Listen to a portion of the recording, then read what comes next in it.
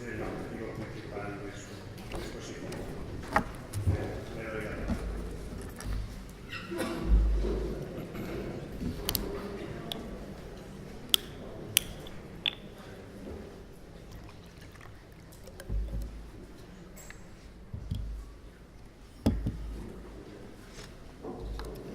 Bien, buenas tardes.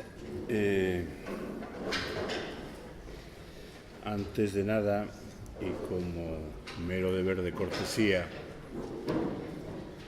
la expresión de mi agradecimiento sincero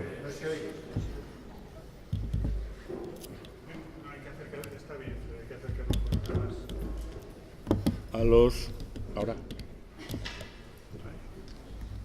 organizadores de esta jornada o de estas jornadas, a la Dirección General de Urbanismo, cuyo titular está aquí presente.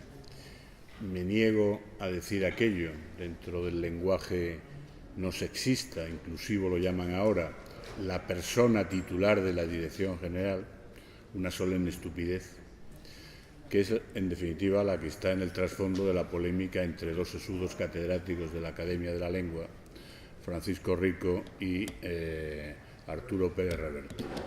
Y, por supuesto, al Colegio de Arquitectos de Cantabria. Bien, no sé exactamente en condición de qué estoy aquí y, por tanto, como no es necesario justificar esta condición, el título, no voy a decir que voy a hablar de lo que me apetezca.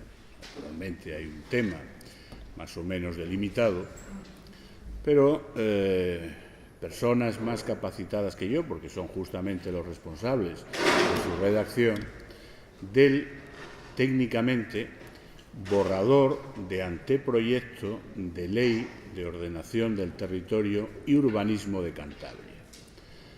En su acrónimo, la LOTUCA, que pretende sustituir, si algún día, por el juego de las fuerzas parlamentarias del Parlamento de Cantabria se aprueba, pretende sustituir a la todavía vigente LOTRUSCA, es decir, Ley de Ordenación del Territorio y Régimen Urbanístico de Cantabria, la ley del 2001. Una ley excelente, siquiera sea porque fue redactada, sus aspectos técnicos naturalmente, por mi maestro, el profesor Martín Rebollo. El borrador de anteproyecto de nueva ley de suelo de Cantabria, para simplificar, incorpora novedades, incorpora contenidos novedosos, pero su sustrato es, naturalmente, la Ley de Suelo de Cantabria del año 2001, la Ley de Ordenación del Territorio y Régimen Urbanístico del Suelo de Cantabria, la LOTRUSCA. Pero, naturalmente, en la línea, mis palabras van a ser una especie de continuación de las del profesor Ángel Menéndez, que ya que no está aquí, pues en fin, es un honor compartir esta tribuna con él, uno de los, aunque pertenecemos a escuelas distintas, pero bueno, esto es lo de menos, uno de los grandes administrativistas españoles, además de un caballero y un universitario ejemplar, y un magnífico conferenciante, como hemos tenido ocasión de comprobar, claro y sistemático, sin perjuicio de que se pueda discrepar, yo lo haré muy de pasada, dado que él ya no está aquí, de alguna de sus opiniones. Dos o tres pinceladas a modo de cobertura. He sabido que el urbanismo, desde el punto de vista legislativo, es hoy, en lo sustancial, se ha dicho, competencia autonómica. 148.1.3 de la Constitución. Urbanismo y vivienda. Como antes, cuando no existían las comunidades autónomas, naturalmente, era competencia legislativa del Estado. ¿Qué es el urbanismo? Pues básicamente dos cosas. Diseño de la ciudad, es decir, planeamiento, por tanto, el núcleo duro de la competencia legislativa autonómica, pero en segundo lugar, y estas dos cuestiones se funden de una manera casi inescindible, régimen de la propiedad del suelo. el régimen urbanístico de la propiedad del suelo. Y aquí el Estado sí tiene algo que decir. Como lo reconoció expresamente la famosa sentencia del Tribunal Constitucional, la 61 de 1997, que enjuició la constitucionalidad del Decreto Legislativo 1 de 1992 que aprobaba el texto refundido de la Ley del Suelo. Texto refundido de la Ley del Suelo de 1976, que a su vez era un texto refundido, y de la Ley 8 de 1990. Su discreción se lo impide, pero su autor intelectual fue precisamente el profesor Ángel Menéndez. Una ley de auténtica ingeniería jurídica, basada en la famosa adquisición gradual de facultades urbanísticas a la que el profesor Menéndez Rexach se ha referido implícitamente. La adquisición de facultades, esto es lo propio de la función social de la propiedad, de los distintos regímenes estatutarios de la propiedad privada. Las facultades, la adquisición legítima de las facultades está condicionada al cumplimiento de una serie de deberes. Sin cumplimiento de deberes no hay adquisición legítima de facultades. Esta adquisición gradual de facultades urbanísticas, del derecho a urbanizar, del derecho a la urbanización, del derecho a edificar y finalmente del derecho a lo edificado.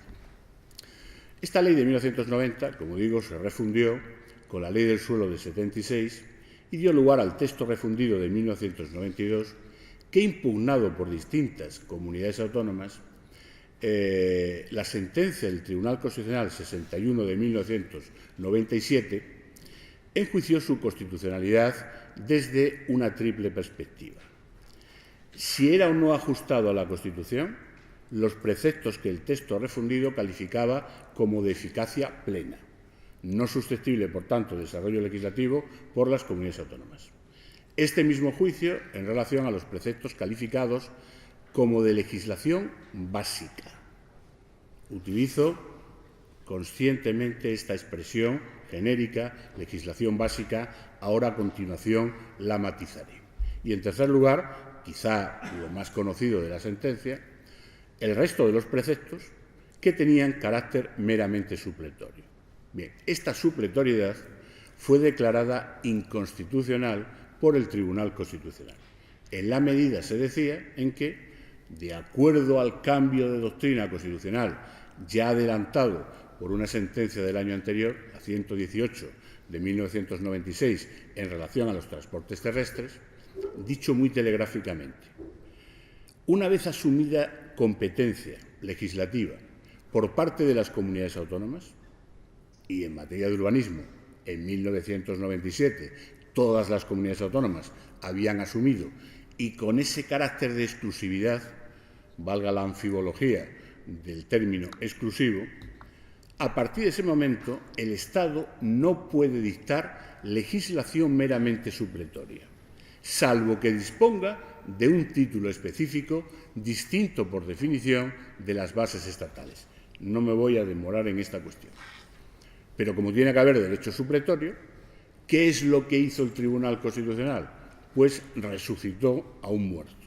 Resucitó la Ley del Suelo de 1976, que es, la cláusula de supletoriedad está en la Constitución, la que sirve de derecho supletorio en materia urbanística. Por tanto, del texto refundido de 1992 subsistieron aquellos preceptos dictados en ejercicio de una competencia plena o exclusiva del Estado. Y con carácter supletorio, no el resto de los preceptos que habían sido declarados inconstitucionales, sino la Ley del Suelo de 1976, cuyos preceptos, a su vez, habían sido refundidos en este Real Decreto Legislativo 1 de 1992. El edicto perpetuo, para que luego digan que el Tribunal Constitucional no hace milagros. Esta mañana ha hecho uno, un milagro pequeñito, le ha devuelto los toros, las corridas de toros, a Cataluña.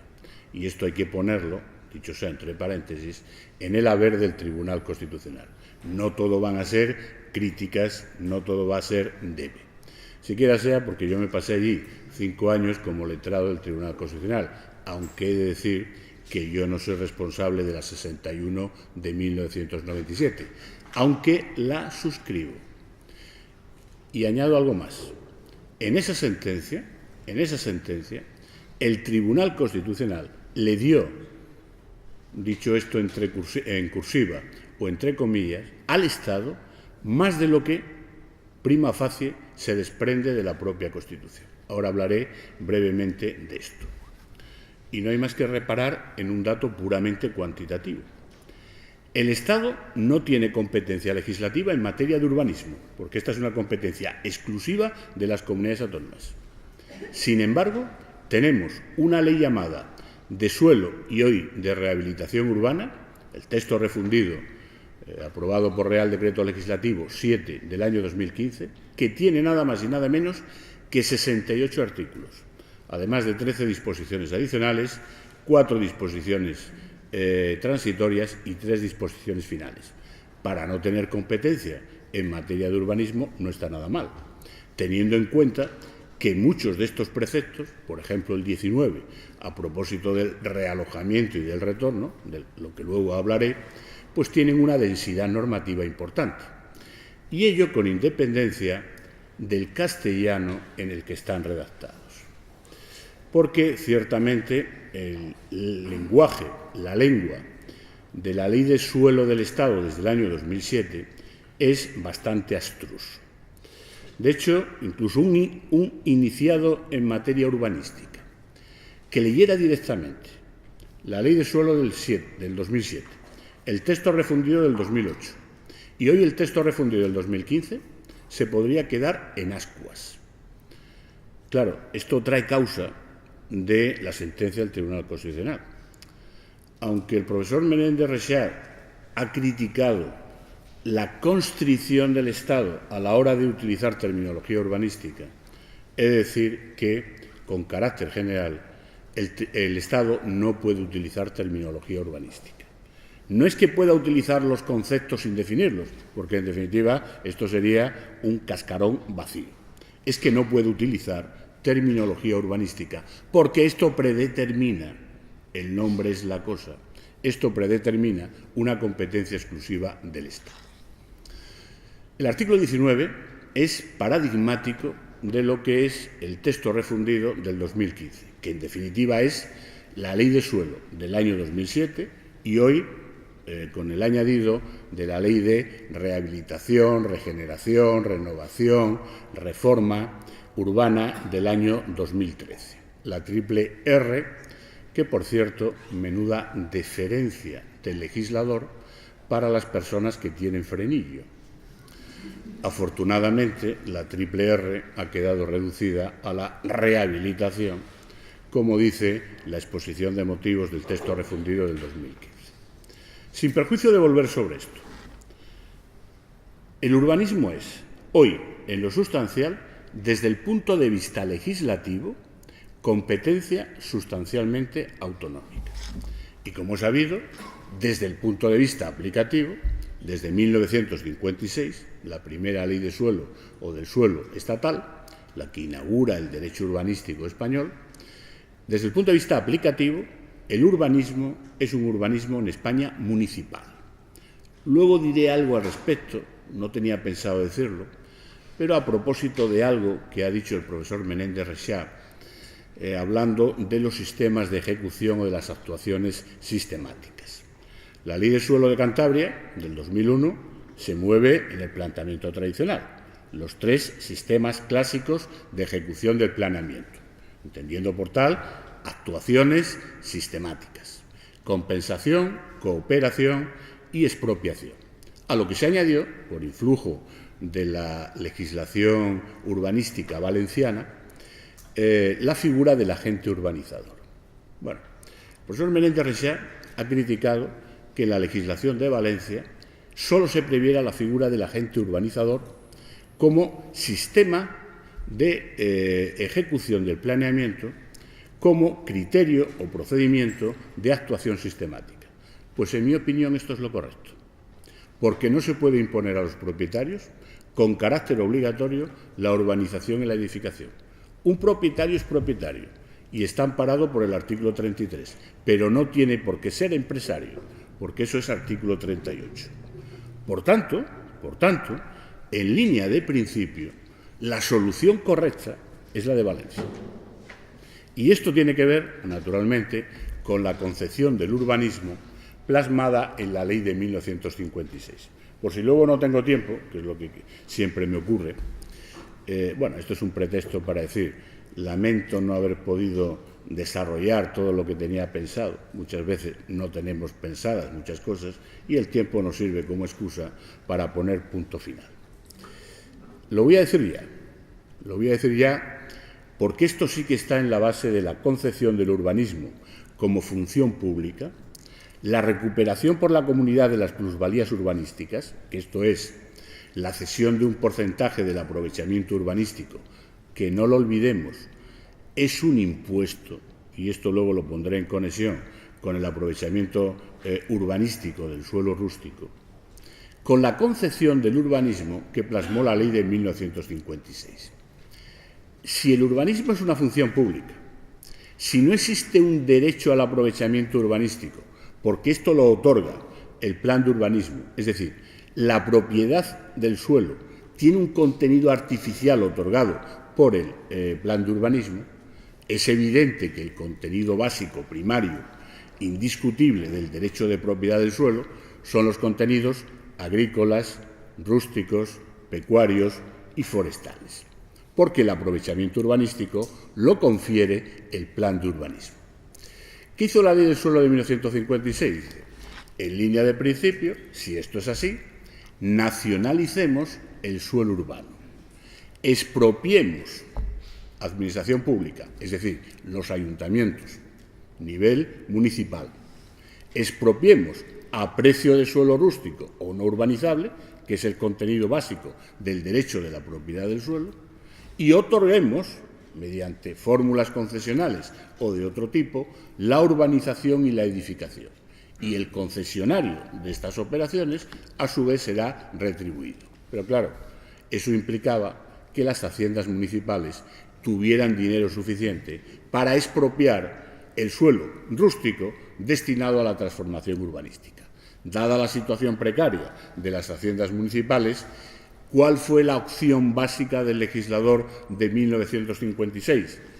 La urbanización y la edificación, es decir, la transformación del suelo rústico, el suelo urbano, queda diferida a los propietarios y la comunidad se reserva, recuperación de las plusvalías urbanísticas, se reserva el derecho a obtener un determinado porcentaje del aprovechamiento urbanístico otorgado por el plan de urbanismo. Esta fue la razón, la precaria situación de las haciendas municipales, de que se optara por el modelo por el que se optó, que es en definitiva, y aquí sí que no han cambiado sustancialmente las cosas, por mucho que técnicamente se hayan complicado, y para nivel de complejidad técnica, la ley de 1990, por mucho que las cosas se hayan complicado técnicamente, el hilo vertebrador del urbanismo español de estos 60 años fue esta opción que sintéticamente he resumido de la ley del suelo de 1956. Puesto que no hay dinero para expropiar todo el suelo destinado a la transformación urbanística, que se encarguen los propietarios y la Administración, representante de la comunidad, recuperará parte de las plusvalías otorgadas por el plan de urbanismo, que es la expresión del urbanismo como función pública. La ley del suelo del 56 reconocía, no obstante, con un sentido realista, un cierto aprovechamiento urbanístico del suelo rústico, del suelo no urbanizable, el famoso metro cúbico por metro cuadrado. Bueno, ahora creo que los arquitectos lo calculan en metro cuadrado, 0,2 metros cúbicos por metro cuadrado. Esto era un aprovechamiento urbanístico en relación al suelo rústico, al suelo no urbanizable, otorgado directamente por la ley. Y esto me permitirá conectar, no voy a seguir ahora por este camino, con el planteamiento del aprovechamiento rústico, del aprovechamiento urbanístico del suelo rústico, del suelo no urbanizable, en la Ley del Suelo de Cantabria, vigente del 2001, y en la modificación que se pretende a través de este borrador de anteproyecto de Ley de Ordenación del Territorio y Urbanismo. Aunque, si han estado atentos, ya pueden imaginar en qué sentido va mi propuesta. Si no hay un aprovechamiento urbanístico del suelo rústico, el famoso metro cúbico por cada 5 metros cuadrados de la Ley del 56, de la Ley de 1956, si el contenido de la propiedad el contenido del derecho de propiedad del suelo es un contenido artificial otorgado por el plan de urbanismo, de donde se justifica la recuperación de parte de las plusvalías a través de la cesión de un porcentaje del aprovechamiento urbanístico, ergo, no existe un derecho al aprovechamiento urbanístico en suelo rústico. Y el que pretenda construir, por decirlo en términos visualmente gráficos, una vivienda, una construcción destinada a residencia habitual en el suelo rústico, que lo pague.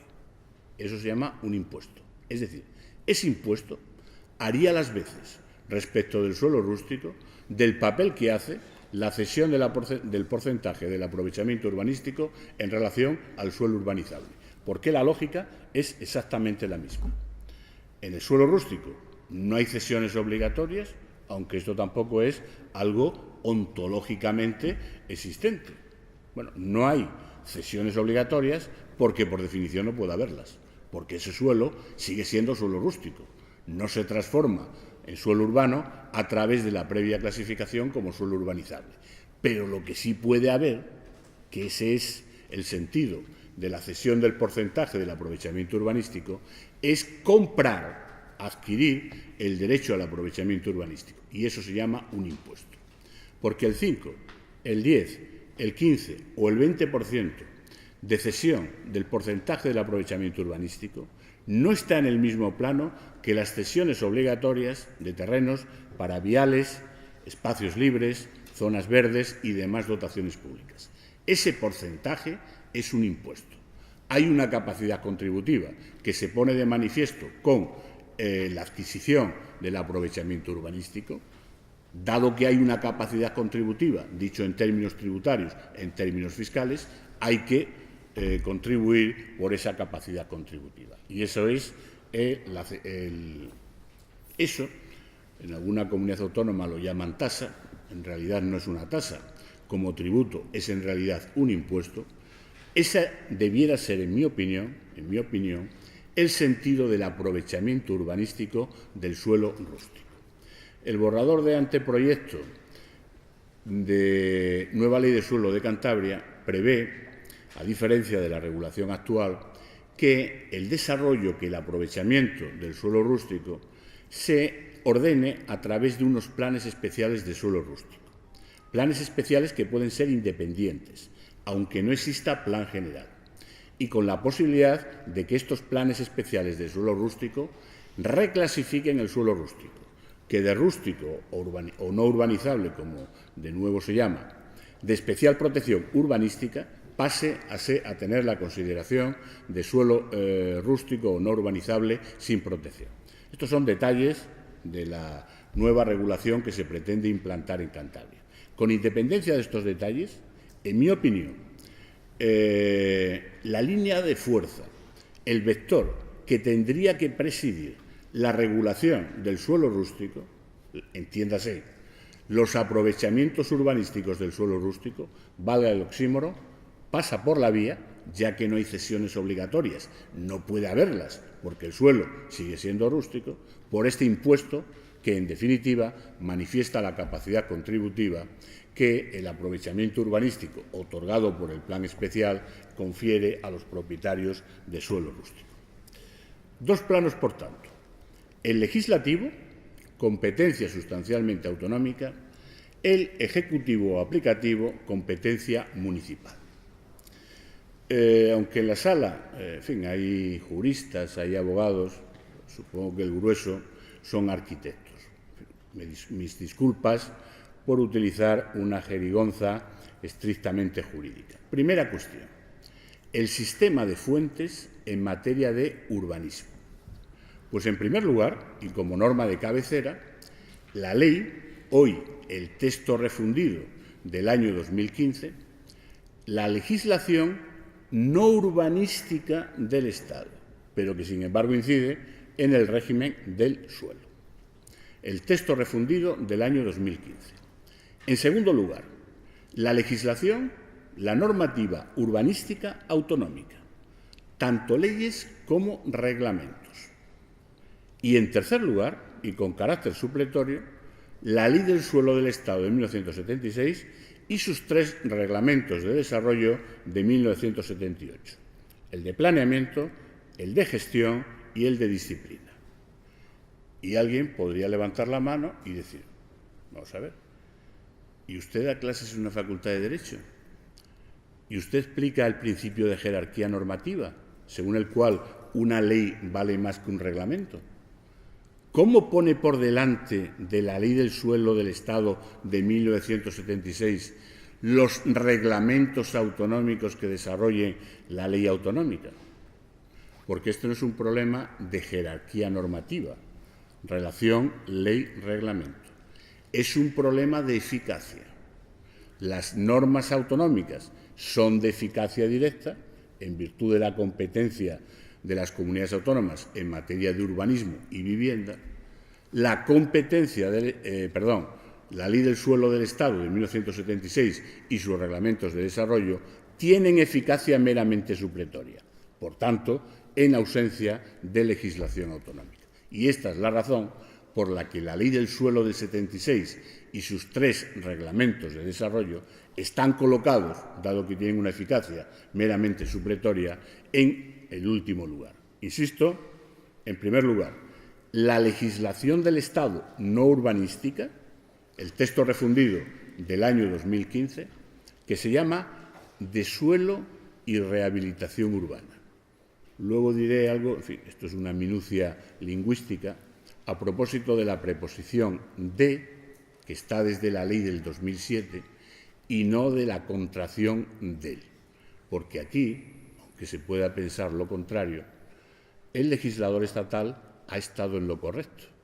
Ha utilizado gramaticalmente de manera correcta el castellano, aunque yo no sé si eran conscientes de por qué acertaba.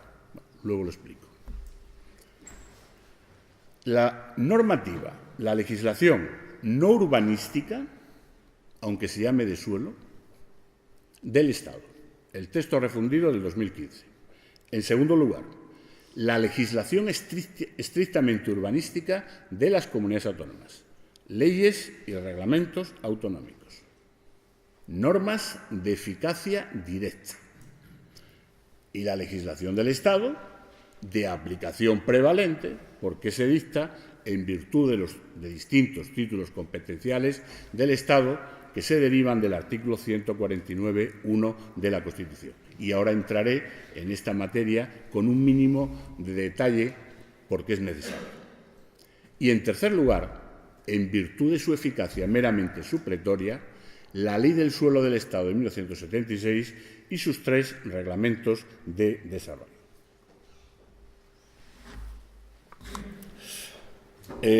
Confrontaré, en fin, el profesor Méndez Rexach, que utiliza PowerPoint, a pesar de que es mayor que yo, pues está bastante más metido en la sociedad de la tecnología y del conocimiento.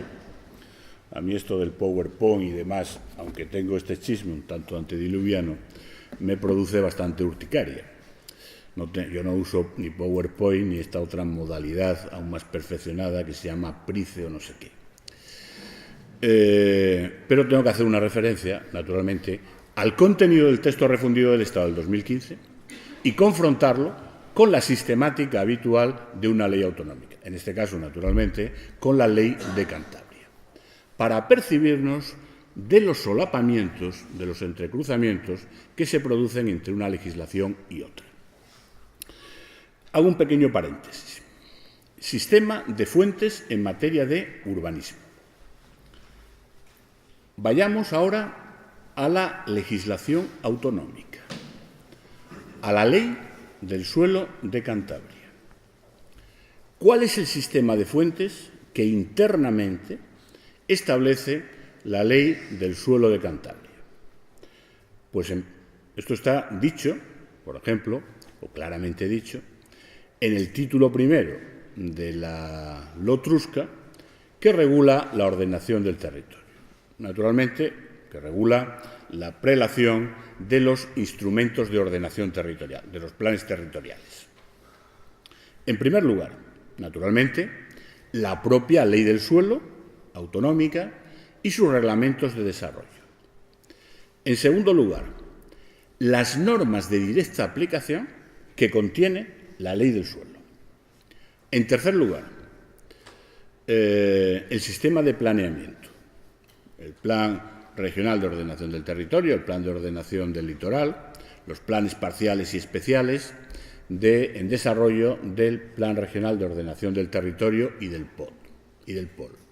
Estos planes parciales y planes especiales de ordenación del territorio son una de las novedades, a modo de los planes parciales y especiales urbanísticos, que contiene el borrador de anteproyecto de Ley de Suelo de Cantabria.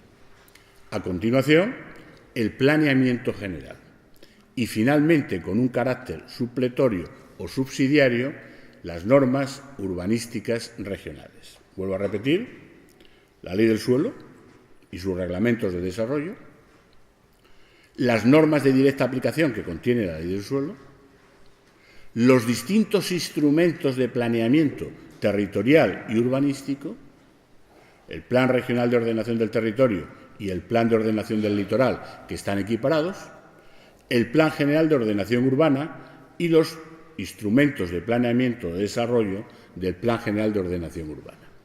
Pero a lo que voy, esto es una minucia, quizá, pero conviene tenerlo claro. Y finalmente, las normas urbanísticas regionales, que tienen un carácter supletorio o subsidiario. Naturalmente, se dice en ausencia del Plan General de Ordenación Urbana, va de suyo. Pero se añade, como complemento o desarrollo, en defecto, de alguna previsión específica del Plan General de Ordenación Urbana. Ojo con esto, porque no siempre que hay una ausencia de regulación, hay una laguna en sentido técnico, que tiene que ser cubierta por una normativa supletoria. Esta aplicación indiscriminada, teóricamente posible, de las normas urbanísticas regionales, en defecto de previsión específica, cuando exista, del Plan General de Ordenación Urbana, puede entrar en colisión con el modelo territorial y urbanístico que plasme el Plan General de Ordenación Urbana. Por tanto, la supletoriedad de las normas urbanísticas regionales se justifica cuando no haya plan general, pero es más discutible cuando haya plan general ante una falta de previsión específica. Porque no toda ausencia de previsión específica, no toda ausencia de regulación es una laguna en sentido técnico. Solo cuando hay una laguna se justifica la entrada en juego de una normativa supletoria. Bien, confrontemos el contenido, la sistemática del texto refundido del Estado del año 2015 y la sistemática de la Ley del Suelo de Cantabria. Bueno, ¿por qué es correcto hablar de Ley de Suelo y no Ley del Suelo? Algunos tacharon de pretenciosa y pedante a la Ley del Estado del año 2007, porque la preposición de es la preposición latina de, que significa sobre. Nadie dice ley de las cooperativas o ley de sociedades de capital, sino que dice ley de cooperativas, ley de sociedades de capital, por lo mismo que hay que decir ley de suelo, es decir, ley sobre el suelo. Por tanto, la preposición de y no la contracción de están correctamente utilizadas. Bueno, dicho esto, y por supuesto no es mi intención terciar en la polémica entre Francisco Rico y Arturo Pérez Reverte, aunque he de decir que yo estoy de parte, porque, en fin, Francisco Rico, el sesudo profesor Rico, bastante exquisito él, pretendía salir en defensa del honor de sus colegas mujeres, a las que Pérez Reverte había tachado con un sintagma que no es de buen gusto reproducir. Pero, desde luego, en todo lo demás, tiene razón Pérez Reverte. Esta manía del lenguaje políticamente correcto, del lenguaje no sexista, del lenguaje inclusivo, va en contra del principio elemental de economía que debe presidir el lenguaje. En castellano, nos guste o no nos guste, el género masculino hace las veces de género común o de género neutro. Podía ser al revés, podía ser el género femenino, pero esto es una convención y está establecido así. ¿Qué le vamos a hacer? Dicho esto, ¿qué regula el texto refundido del año 2015? Un título preliminar, disposiciones generales. Título primero, voy a ir muy rápidamente, en fin, antes el PowerPoint lo puso el profesor Menéndez Risial. Atención, condiciones básicas de la igualdad, de los derechos y deberes constitucionales. Condiciones básicas de la igualdad. Y este título primero se desglosa a su vez en 4 capítulos, estos famosos estatutos a los que se refería el profesor Menéndez Risial. El estatuto básico del ciudadano, el estatuto básico de la iniciativa y participación en la actividad urbanística, el estatuto jurídico de la propiedad del suelo, el estatuto básico de la promoción de las actividades urbanísticas. Condiciones básicas, estatuto básico.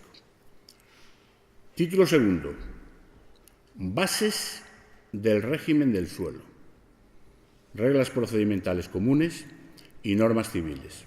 Atención, aquí el término bases hay que entenderlo en el sentido de condiciones básicas de la igualdad. 149.1.1 de la Constitución. Luego diré por qué. No en el sentido en que en otros apartados o materias del 149.1 de la Constitución se utiliza el término bases, legislación básica o normativa básica.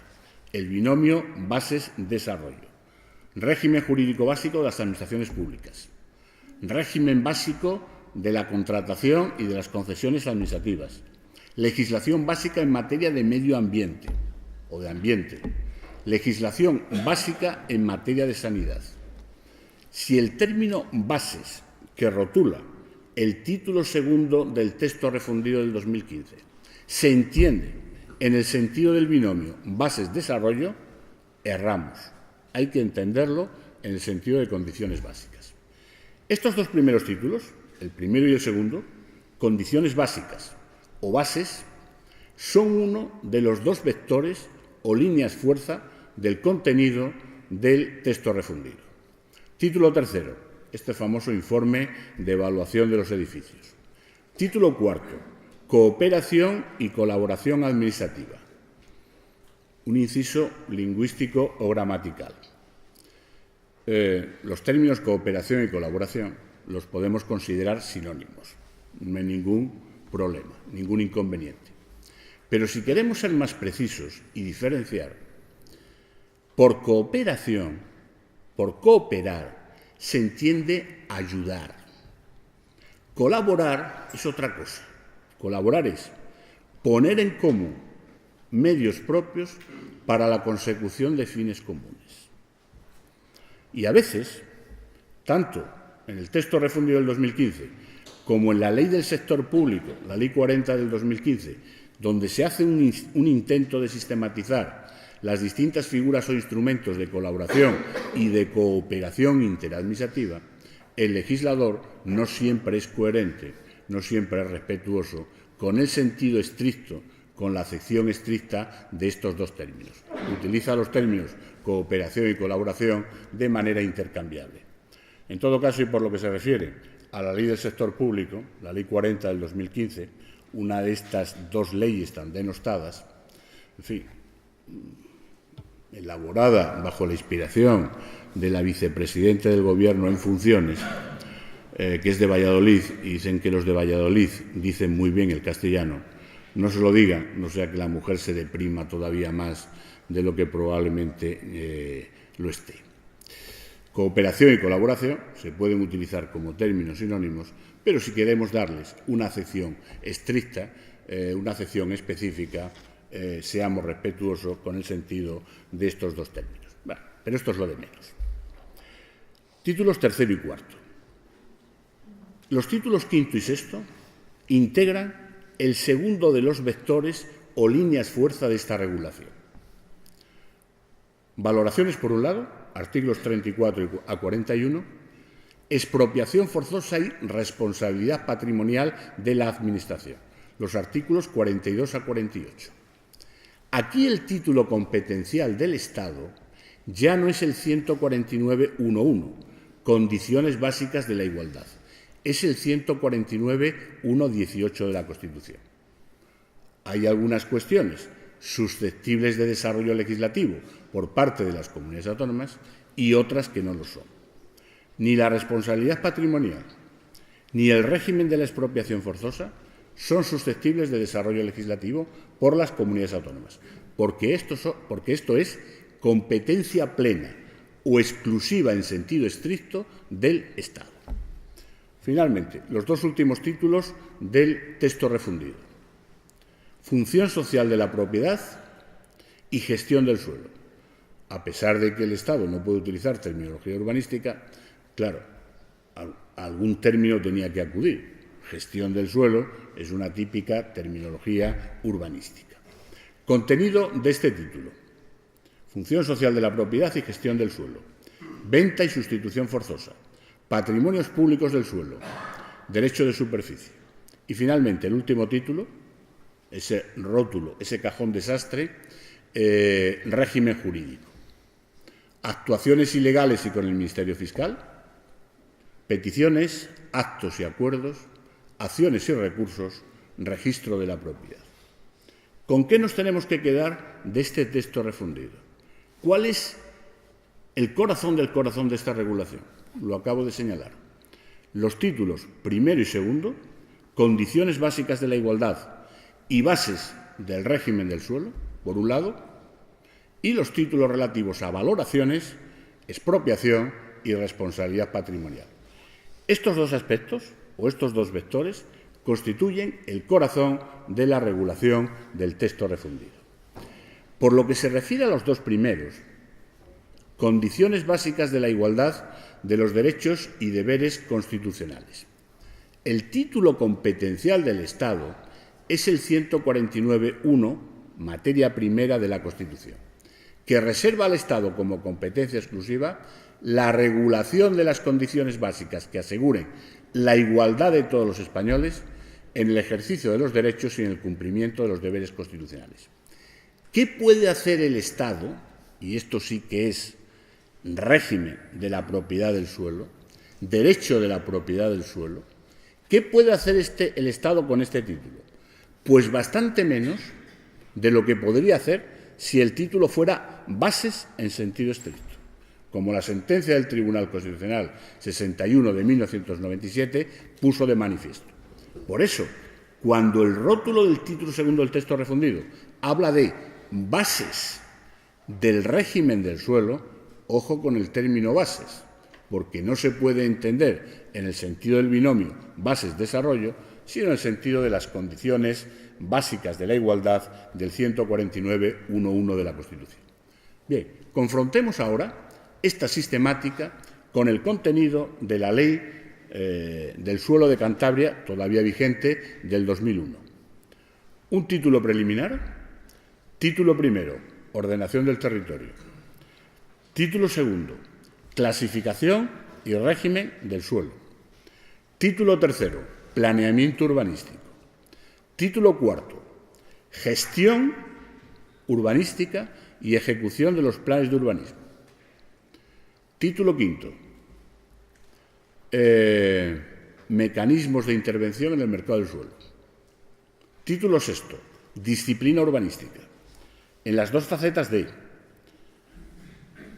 intervención en el uso y edificación, en los actos de uso del suelo, restablecimiento de la realidad física alterada indebidamente por una actuación urbanística ilegal.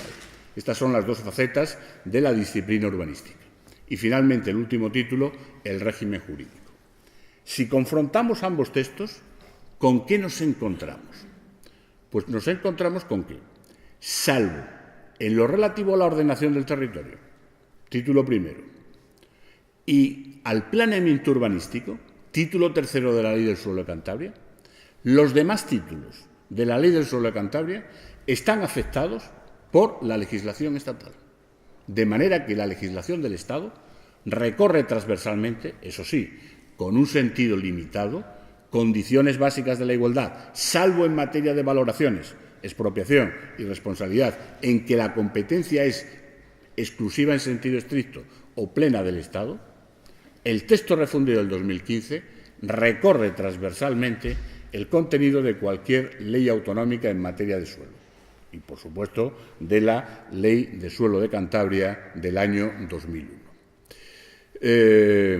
¿Por qué? Justamente porque los dos únicos títulos que no están afectados, que no pueden estar afectados por la legislación del Estado, hacen referencia a la ordenación del territorio y hacen referencia al planeamiento urbanístico, que es ordenación del territorio, competencia exclusiva de las comunidades autónomas. Planeamiento urbanístico, urbanismo, es decir, diseño de la ciudad, competencia exclusiva del Estado, competencia exclusiva de las comunidades autónomas, 148.1.3 de la Constitución.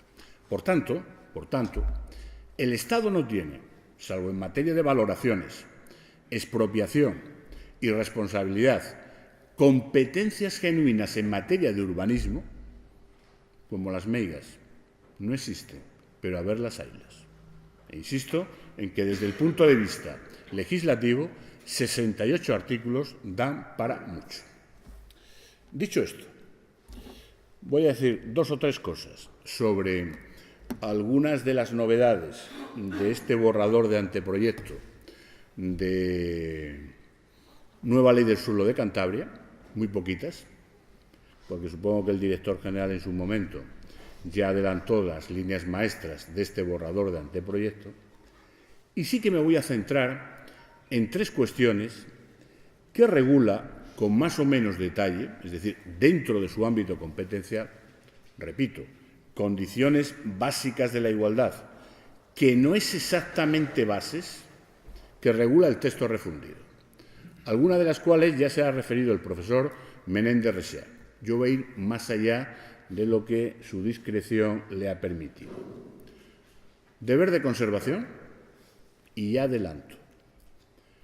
Uno de los dos supuestos de ruina tradicional, la ruina económica, ha desaparecido. Ya no existe la ruina económica. En segundo lugar, el famoso realojamiento y, en su caso, retorno, como consecuencia de una operación de rehabilitación. Rehabilitación, regeneración, renovación, reforma.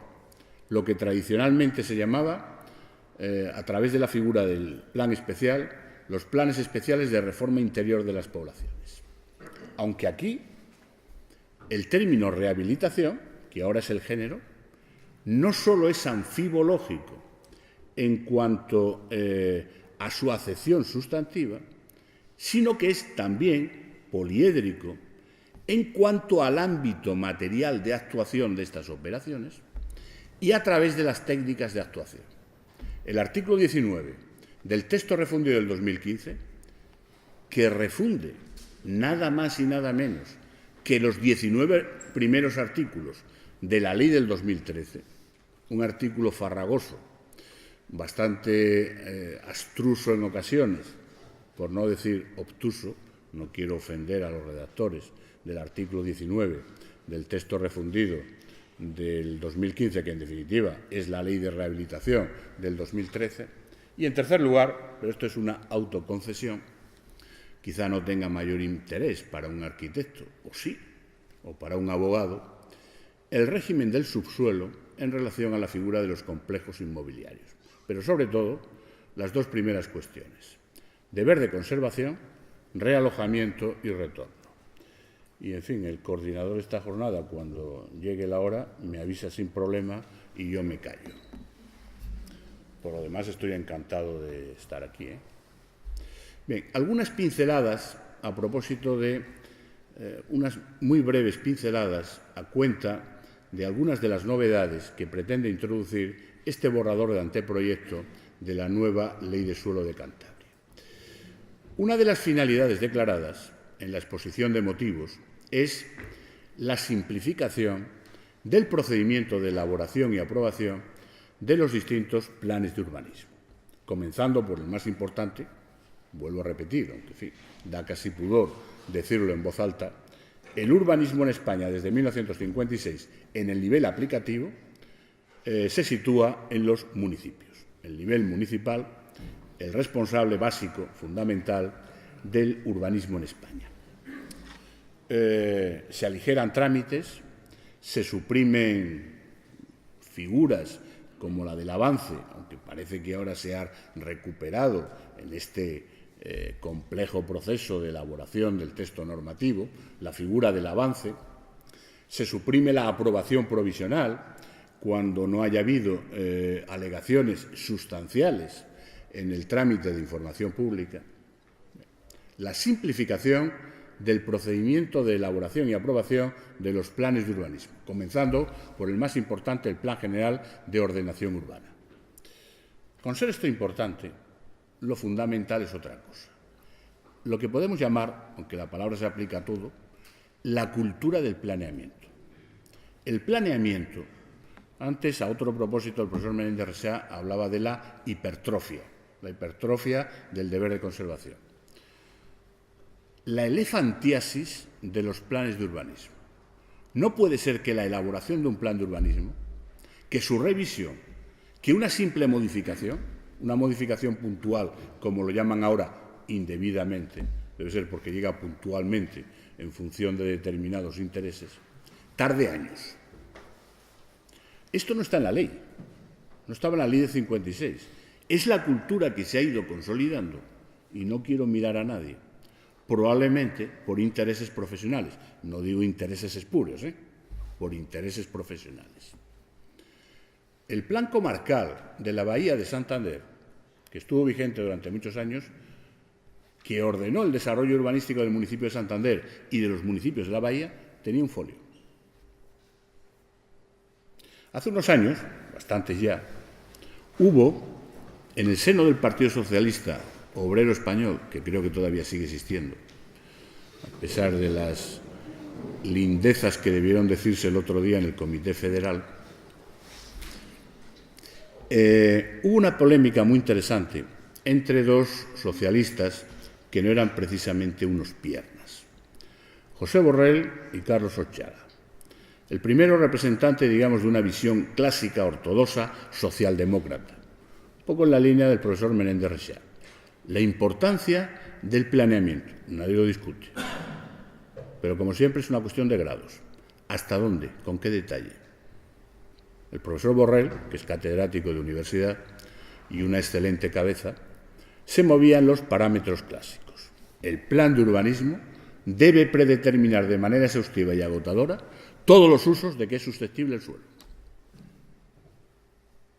Frente a este planteamiento tradicional, clásico, ortodoxo, podríamos llamar una versión socialdemócrata, el planteamiento más liberal de Carlos Olchaga, por entonces creo ministro de Hacienda. Esto es retardatario desde el punto de vista de la economía. Si hoy día le llega al municipio de Santander, o al de Laredo, o al de Santillana del Mar, la oferta para instalar en su término municipal una gran superficie, esos señores necesitan una respuesta correcta, una respuesta concreta, no digo para el día siguiente, pero lo que no puede ser es la respuesta: ya tramitaremos la modificación o la revisión que durará años. Sí, me voy a Tailandia. Manda el mundo de la economía. No es cuestión de optar de una manera maximalista entre estos dos polos, como si fueran polos antitéticos. Como siempre, es una cuestión de gradación. Pero esta hipertrofia, esta elefantiasis